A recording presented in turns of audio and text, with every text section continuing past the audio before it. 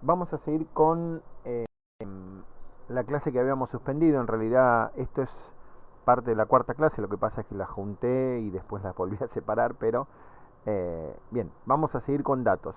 Datos nos va a llevar dos clases, es decir, esta que empieza ahora y otra que vamos a hacer probablemente el sábado a la mañana.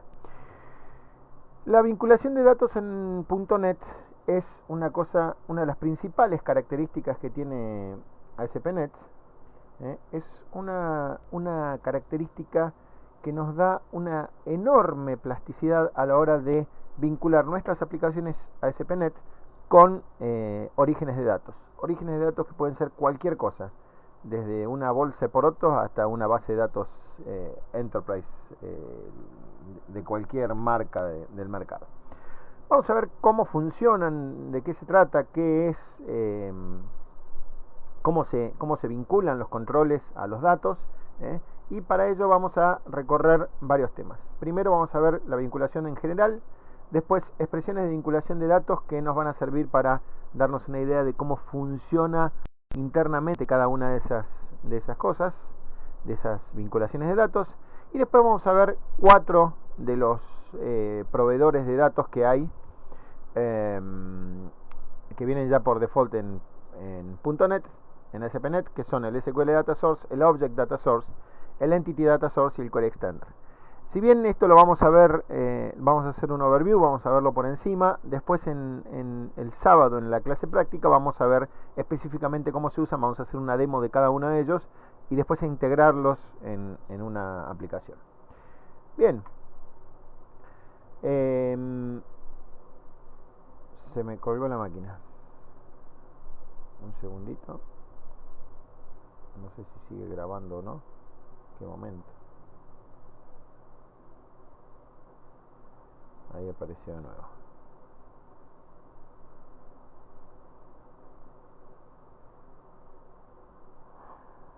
Un momento,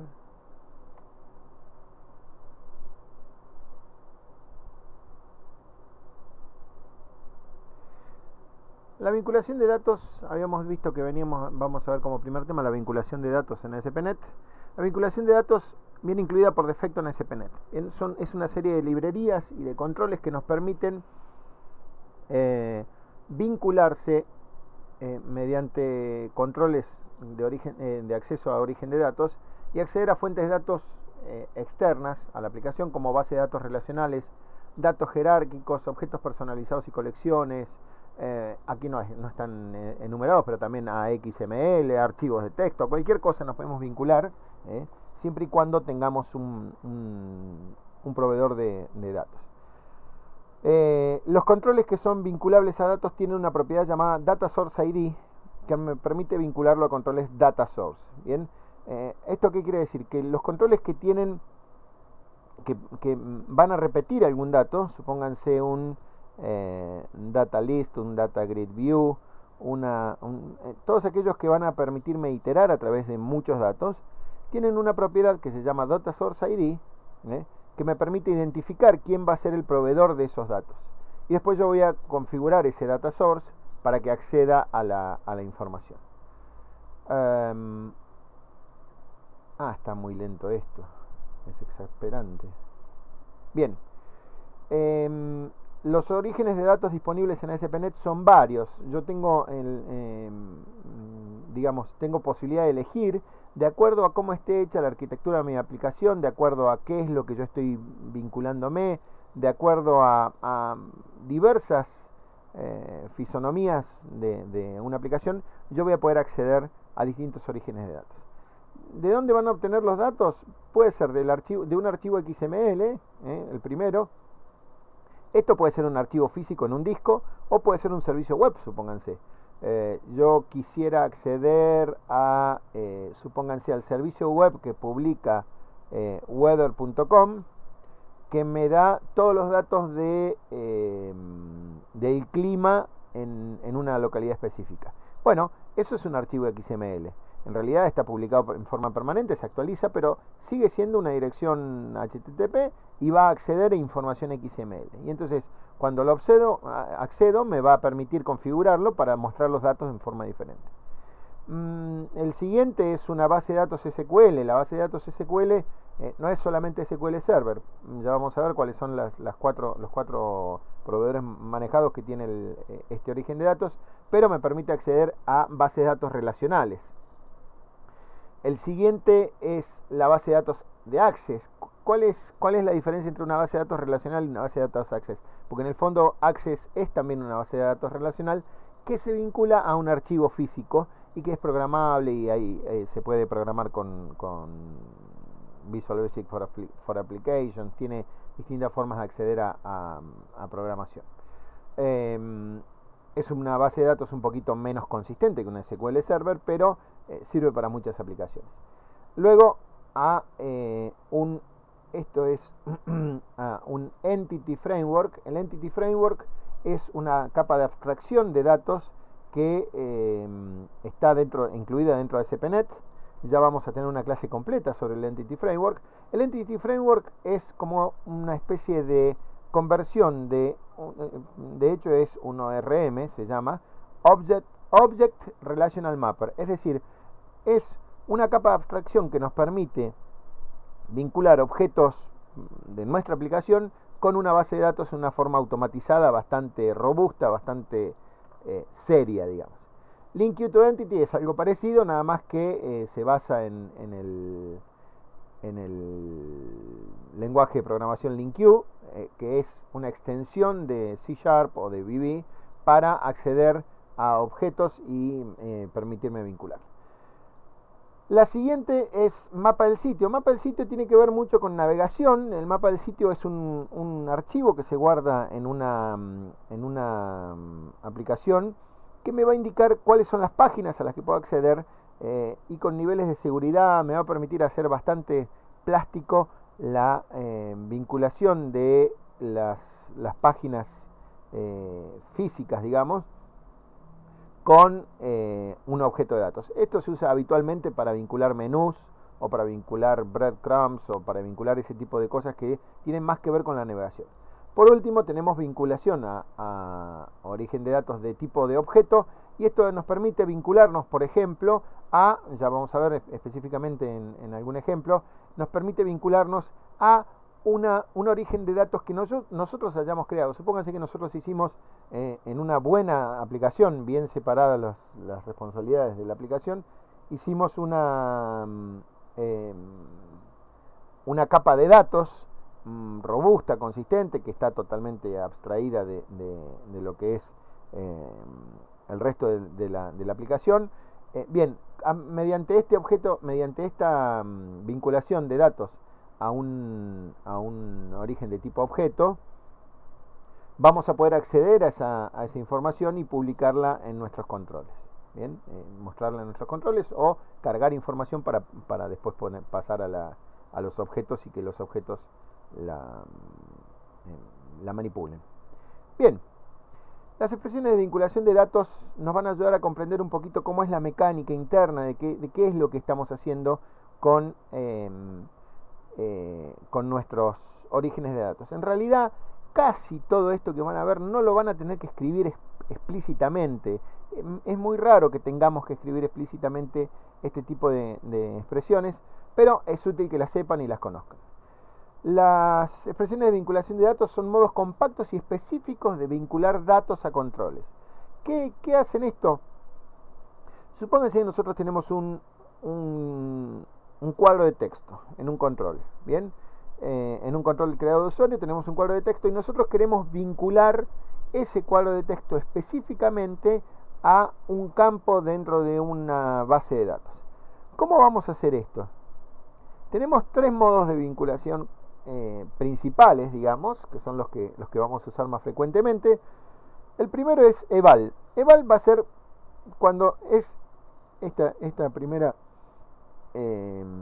vinculación, empieza siempre con todas las expresiones de vinculación de datos empiezan con menor, por ciento y numeral. Y después la palabra que va a ser la vinculación, la palabra clave del lenguaje que va a ser la vinculación, que es, en este caso, eval. Eval nos va a permitir mostrar información, vincularla a nuestro origen de datos, lo que va a hacer es evaluar lo que nosotros le pasamos entre paréntesis y comillas, y va a ver en el origen de datos a qué propiedad corresponde de nuestro origen de datos. La diferencia de eval y bind, que es el siguiente, bind, es que bind lo que va a hacer es de ida y de vuelta. Eval nos va a permitir mostrar, bind nos va a permitir mostrar y después recibir esa información. Típico caso, lo que les estaba comentando antes, un cuadro de texto dentro de un control al que yo quiero acceder a través al que yo quiero modificar, supónganse. Entonces, cuando hace el bind de ida, va a poner el valor que tiene actualmente. Pero cuando lo mando al servidor, automáticamente la aplicación sabe que eso está bindeado, está vinculado, y entonces ese valor que yo actualice se va a actualizar en el origen de datos. Es bastante poderoso, bastante interesante. De todas formas, esto se hace automáticamente en la mayor parte de los controles de datos, pero es importante que lo sepan. Por último tenemos XPath. XPath nos va a permitir vincularnos a orígenes de datos de tipo XML y hacer un search, hacer una búsqueda dentro de ese origen de datos. XPath no lo usamos mucho y no es el objeto de este curso contarles cómo funciona XML, pero en algún otro curso lo podemos ver. XPath hace una búsqueda, tiene un lenguaje de query que nos permite a través de distintas expresiones encontrar información dentro de un origen de datos XML. El origen de datos XML es jerárquico y es multidimensional, entonces encontrar información a veces es medio complicado. Bien, no vamos a verlo, pero es importante que sepan que existe.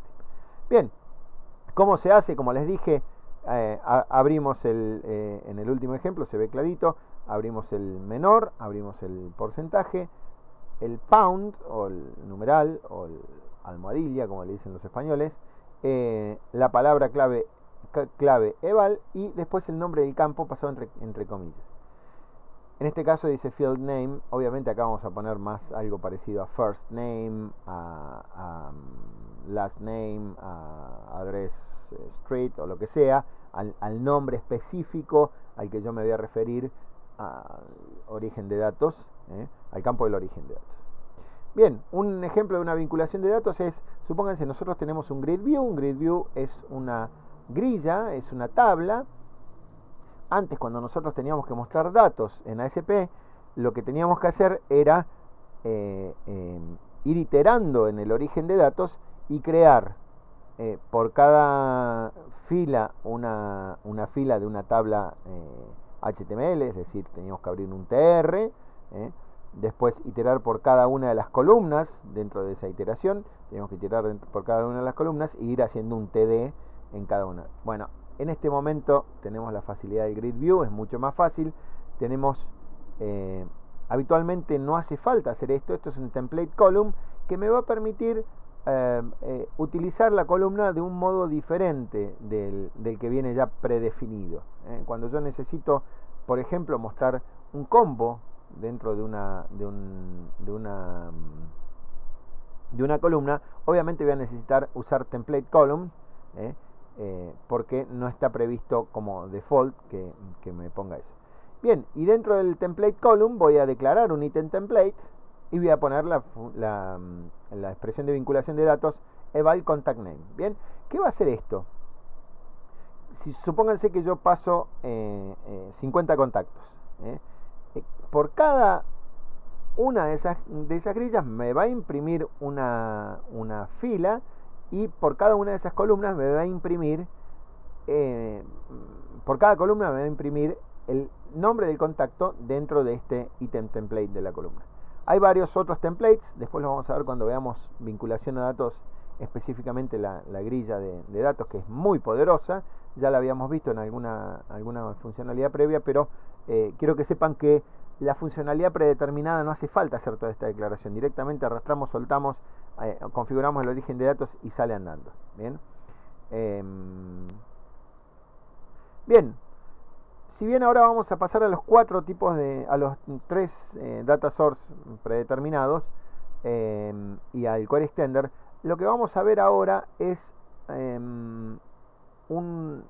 un overview. Después vamos a hacer los ejemplos, porque quiero que los ejemplos los vean específicamente en clase. Bien. El SQL Data Source es el primero de los orígenes de datos que vamos a ver. Nos permite vincular controles directamente a una base de datos en forma declarativa. Es decir, yo no voy a tener que programar una capa de acceso a datos. Supónganse que yo tengo una base de datos muy sencilla que tiene 4 tablas que me guardan información de las visitas de mis clientes, supónganse. Y yo no quiero hacer una Data Access Layer, hacer una capa de abstracción para hacer interfaces y hacer Inversion of Control y Unit of Work. No quiero hacer semejante barbaridad de código para actualizar 4 tablas. En estos casos en los que uno quiere obtener resultados rápidos de una base de datos que no tiene muchos objetos, que no tengamos previsto que vaya a crecer, el SQL Data Source es la receta perfecta. Bien.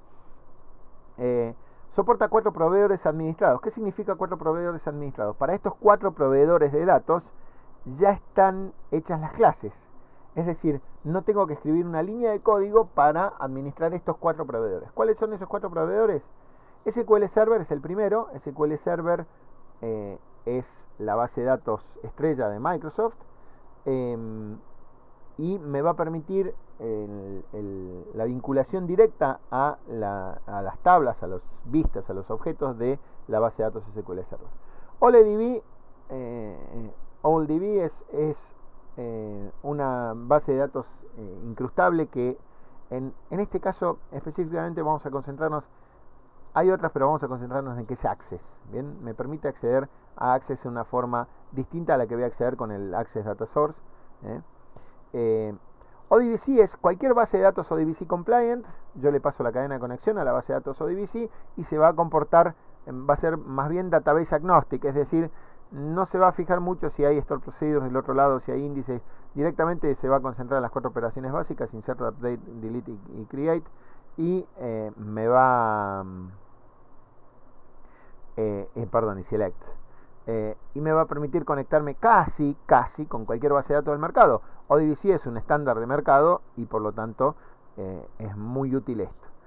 Y por último, Oracle. Oracle es una base de datos muy poderosa de la competencia, y la gente de Microsoft, que no es tonta, lo que hace es permitir tener la librería ya proveedores administrados para Oracle para conectarme a base de datos Oracle.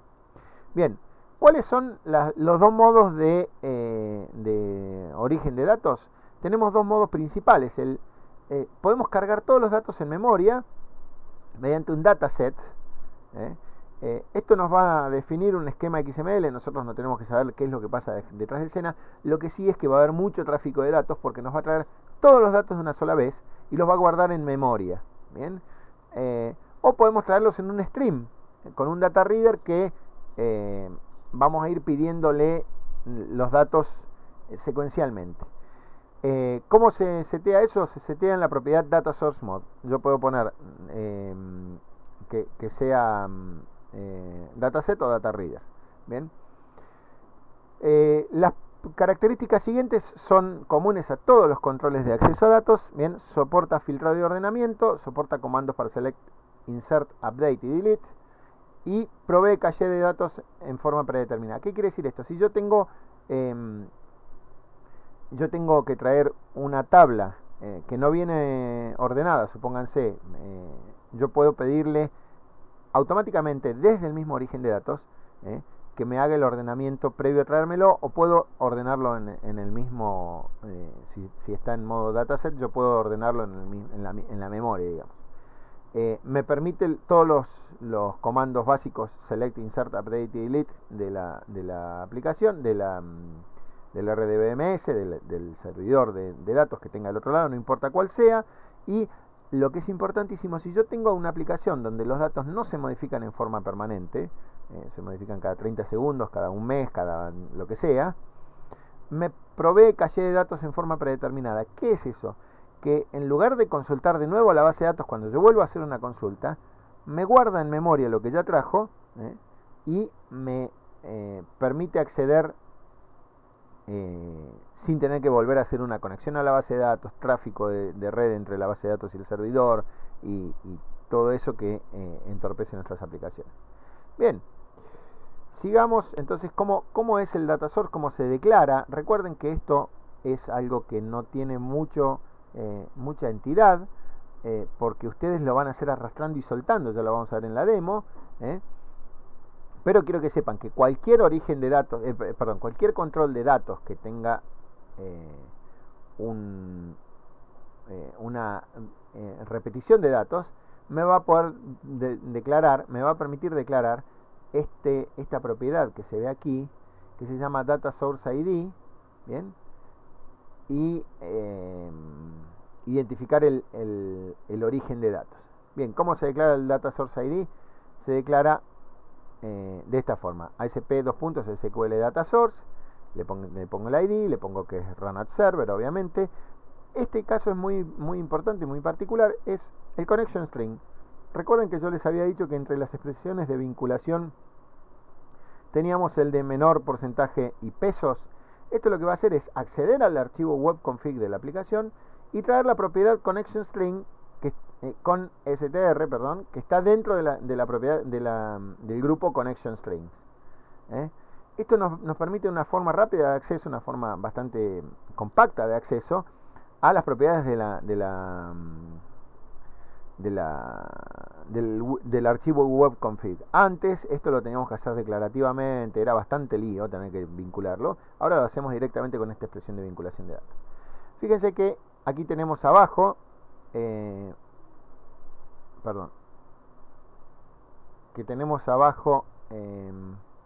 select command. Ya estaba señalado con la flechita, pensé que se me había tildado la máquina. Tenemos el select command, que es get customers, y el tipo de select command es store procedure. ¿Esto qué quiere decir? Que está accediendo a una store procedure dentro de una base de datos que está declarada dentro de las connection strings del webconfig, y está accediendo a un store procedure que está declarado dentro de la aplicación, muy prolijo. En lugar de ponerle un select dentro de aquí, que tendríamos que cambiarlo cada vez que tenemos que acceder desde distintos controles, tendríamos que estar cambiando el select. No, está accediendo a un store procedure. Esta es una forma prolija de trabajar. Bien, todos los controles de datos tienen parámetros, pueden recibir parámetros. ¿Cuáles son esos tipos de parámetros? Hay muchísimos, vamos a ver los principales. El tipo de parameter, bien, es un parámetro dentro de un query SQL parametrizado. Supónganse un store procedure que recibe parámetros, me permite declarar de origen parámetro. Los voy a tener que declarar por separado. Y el parámetro representa un parámetro en un query de SQL parametrizado, expresión de filtrado llamado un método de un objeto de negocios. Esto me permite declararlos, digamos, explícitamente. No depende de otros valores, yo lo declaro directamente y no es muy frecuente. Los más frecuentes son los que siguen a continuación. El control parameter me va a permitir vincular una propiedad de un control específico. Supónganse que yo tengo un combo box que tiene todos los países, ¿bien?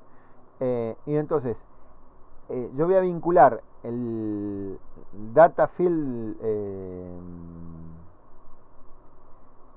data text field, data value field, el data value field de ese drop down list, lo voy a vincular al parámetro que yo quiero filtrar los países.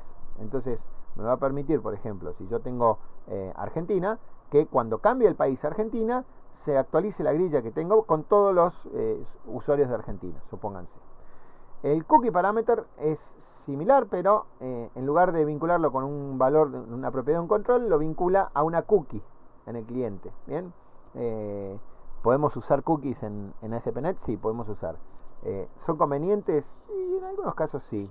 Yo no soy muy partidario. De todas formas, ASP.NET declara cookies ocultas que nosotros no sabemos, pero yo no creo muy necesario declararlo explícitamente. Después tenemos un form parameter. Un form parameter me va a vincular el valor a una variable de formulario. Bien, voy a obtener el parámetro de una variable de un formulario. El profile parameter, ya vamos a ver qué son el ASP.NET Profile.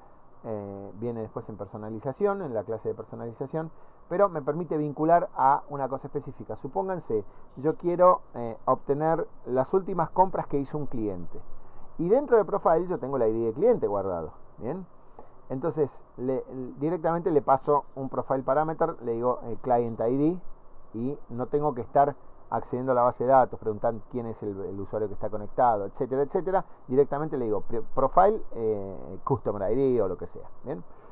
O client ID. Un query string parameter, cuando yo paso páginas con el método get entre el cliente y el servidor, tengo un query string, es decir, voy a tener un conjunto de pares clave valor declarado, puesto declarativamente en el query string, es decir, en el modo de acceso a la página, y yo puedo acceder a esos valores y consultarlos. Tampoco son muy convenientes porque son modificables, es decir, yo puedo abrir una ventana para que me hagan un query string injection, que es pasar información confidencial a través del query string. No es la mejor práctica de programación, pero cuando son cosas que son irrelevantes sí podemos usar el query string. Y por último, un session parameter, que me va a permitir una variable de sesión o una variable de aplicación, pasársela como valor al parámetro para que me filtre la información. Bien, acá vamos a ver cómo se declara un control parameter. Un control parameter me va a permitir obtener el valor para filtrar los datos de una propiedad de un control. Entonces voy a un SQL Data Source que tiene select parameters. El store procedure probablemente get customers by country está esperando un país, un ID de país. Bien, entonces le voy a decir que el control parameter va a apuntar al control ID es de the countries, el nombre va a ser country, el nombre del parámetro es country, y la propiedad a la que voy a fijarme es el selected value de tipo string. No es muy conveniente, en realidad esto debería ser selected item.value. No, está bien, selected value, está bien, no dije nada, discúlpenme, me confundí. El valor del filtro entonces se va a obtener de un drop down list, específicamente del valor seleccionado, no del ítem seleccionado. Por eso es que me había confundido. Entonces nos va a permitir hacer un query filtrando por país. Bien, un query string parameter muy parecido. En lugar de obtenerlo del drop down list, lo voy a obtener del query string, y le voy a tener que declarar el query string field, que es country name, y de tipo string. Asigna el valor del parámetro, es un valor del query string. ¿Cuál es el problema? Si yo le hardcodeo después, le vuelvo a escribir el query string, entonces estoy generando un problema porque estoy dándole permiso al usuario para que modifique la respuesta del servidor. No es lo más conveniente, siempre evitémoslo si no es información sustancial. Bien, el Object Data Source. El Object Data Source se utiliza para vincular datos entre controles y objetos de la aplicación. ¿Qué pasa? Nosotros podemos tener una aplicación muy bien diseñada que con n capas, con 3 capas es lo más frecuente, que nos separan la presentación de la capa de datos y la capa de negocios. Y me permite vincular un control de datos a objetos personalizados dentro de mi aplicación. No tienen que estar, digamos, en una base de datos, no tienen que estar en ningún tipo de declaración. De la misma forma que el SQL Data Source soporta paginado, filtrado y ordenamiento, soporta comandos para select, insert, update y delete, y me provee caché de datos en forma predeterminada. De nuevo, esto lo puedo hacer en forma declarativa o en forma explícita. Un control de Object Data Source se va a declarar de la siguiente forma. De nuevo, si ustedes se fijaron al principio, yo había puesto el ejemplo de todos los tipos de datos, de origen de datos, y eso forma parte de un wizard. Entonces, esto, si bien nosotros vemos declarativamente cómo es que se tiene que escribir el control, habitualmente lo vamos a hacer a través del wizard. En la demo vamos a hacer todo a través del wizard, no vamos a escribir casi ni una línea de código, y vamos a permitir mostrar la información en forma dinámica bastante ágilmente. Pero de todas formas es importante que sepan la sintaxis. Supónganse, yo tengo un grid view, una grilla, y el data source ID, es decir, la propiedad que va a vincularme con los datos, es un ODS. Como les dije, en húngaro se escribe primero, las 3 primeras letras significan el tipo de control al que estoy accediendo, y es un Object Data Source. Object Data Source Customers me identifica lo tengo abajo, un ASP2 puntos Object Data Source, el ID es ODS Customers, corre en el servidor. Select Method, esto es importante que lo sepan. Select Method es un método del objeto de la capa del tipo de la clase de la aplicación que me va, del proyecto que puede estar separado también, que me va a permitir acceder a los datos dentro de la capa de negocio, de la capa de datos. Bien, el type name es la clase que accede a los datos y el select method es el método que yo voy a acceder. Fíjense que para esto yo tengo que declarar en nuestro objeto DAL los métodos para insert, delete, update y select. Bien, yo puedo definir varios métodos para la misma operación. Supónganse, yo quiero que me devuelva una lista de customers de una clase, get customers. Este me va a traer todos. Bien, pero también quiero filtrarlos por state. Yo puedo pasarle un string state, que va a ser el nombre del país de los clientes que yo quiero acceder. Y por último puedo hacer que me traiga uno solo, ya no es una lista, sino que me traiga un solo customer, filtrado por el customer ID. Bien, son tres métodos de select, los tengo que declarar en mi capa de acceso a datos. ¿Cuál es la ventaja de esto? La ventaja de esto es que si yo tengo que tocar el código, lo voy a tocar en un solo lado. Bien, si yo lo utilizo a lo largo de una aplicación muy grande, supónganse Get Customers o Get Customers by State, lo utilizo en 20 lugares y yo usaba el SQL Data Source y declaré el SQL declarativamente, select, asterisco, from, customers, qué sé yo. Si después yo cambio la lógica esa, voy a tener que tocar en 20 lugares diferentes. En este caso es absolutamente distinto. Yo toco nada más que mi capa de datos y tengo rápidamente todo modificado, todo el comportamiento modificado. De la misma forma voy a declarar un método int, un método que me va a devolver un integer, update customer.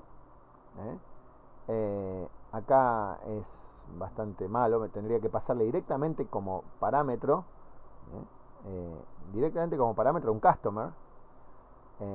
Delete record, delete customer, lo que sea, le tendría que pasar directamente. Está bien, perfecto, esto es el customer ID. Y insert, de la misma forma debería pasarle perdón, debería pasarle el customer ID como un parámetro de tipo customer, una clase ya con todos los datos declarados. Eso sería lo más prolijo para hacer. Bien, el Object Data Source puede llamar distinto a los distintos métodos que acabamos de declarar, de esta forma: select method, get customers, bien, update customer, delete method, delete customer, insert method, insert customer. Bastante claro, bastante declarativo, bastante lógico.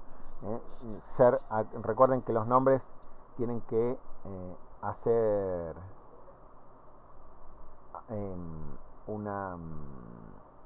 tienen que ser descriptivos de la función que hace.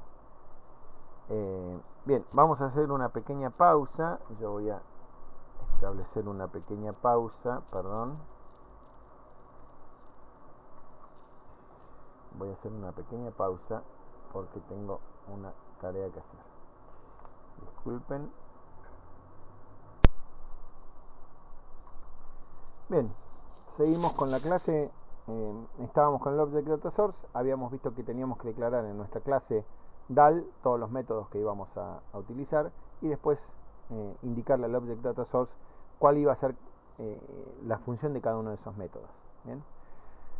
El Entity Data Source es algo bastante similar. El Entity Data Source nos permite vincular nos permite generar queries link queue contra un origen de datos de tipo Entity Framework. El Entity Framework, como les dije, es una capa de abstracción que me permite vincular mis datos con cualquier base de datos relacional, por eso se llaman ORM, Object Relational Mappers.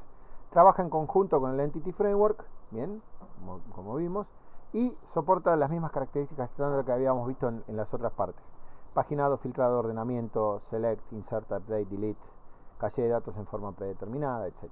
Bien. ¿Cuáles son los pasos para crear un Entity Data Source? Primero tenemos que crear un modelo Entity Data Framework en la solución. Hay varias formas de hacer esto. Lo podemos hacer visualmente, que se llama Model First. Podemos vincularnos con una base de datos preexistente que se llama Schema First. Nos permite vincularnos a una base de datos que ya existe, que ya está creada. O podemos nosotros directamente tipear el código, que se llama Code First, código primero. Y son tres modos diferentes de trabajar. Va a depender obviamente de en qué fase de la aplicación que estemos.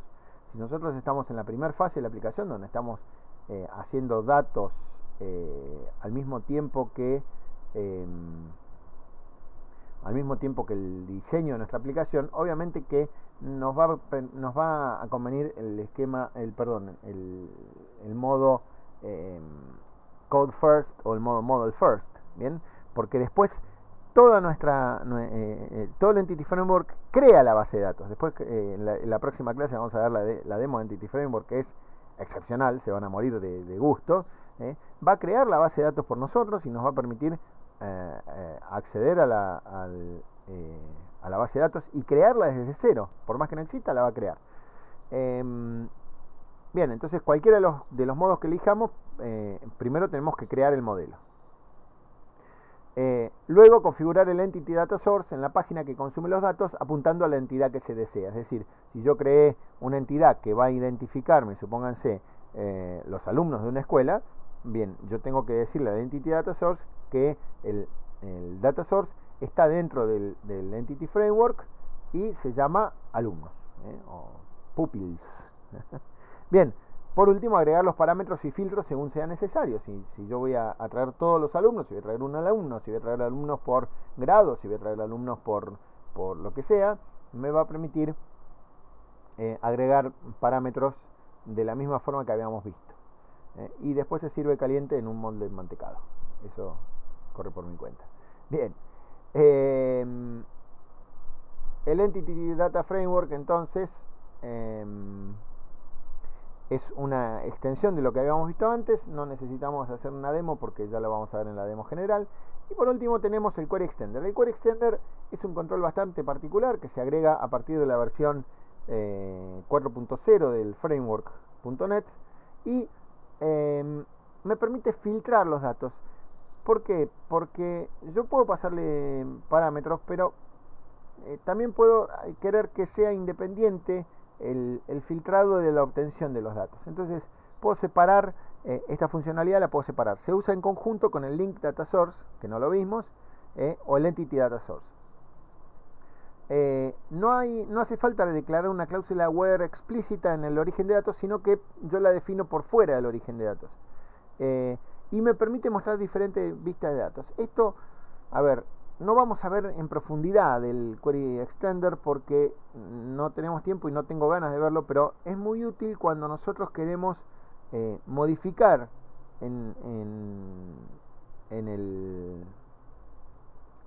modificar programáticamente las vistas que estamos obteniendo.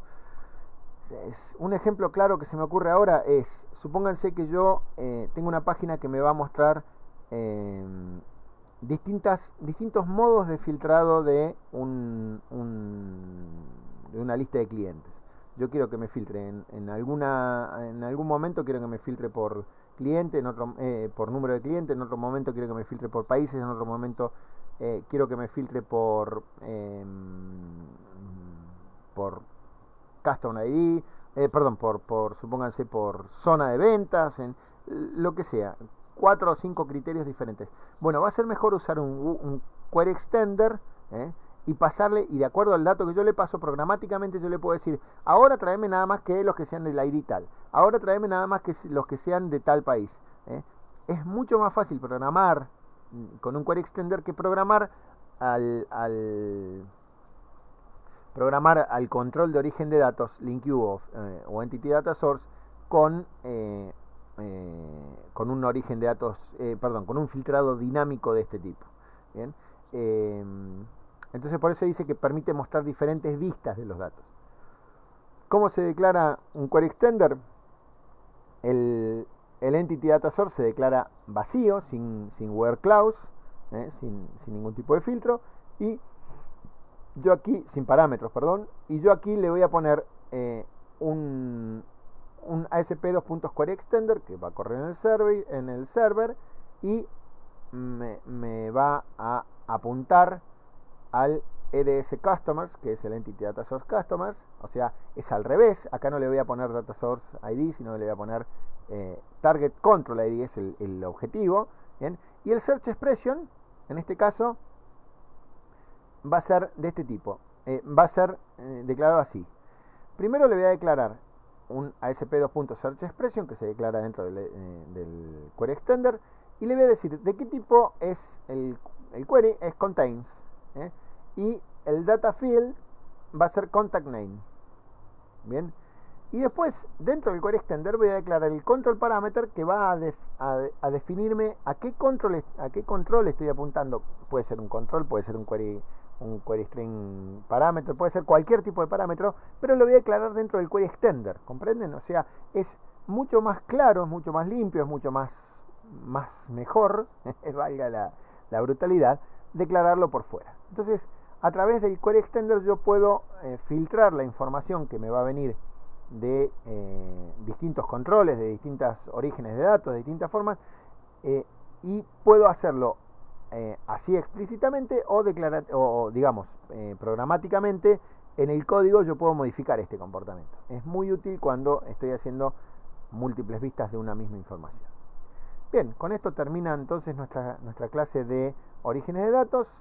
Vamos a continuar después con el Entity Data Framework y vamos a complementar en la demo del sábado, vamos a complementar toda esta información que estamos viendo para hacer un vistazo general a lo que es acceso a datos en ASP.NET. Les agradezco mucho la atención y les mando un gran saludo.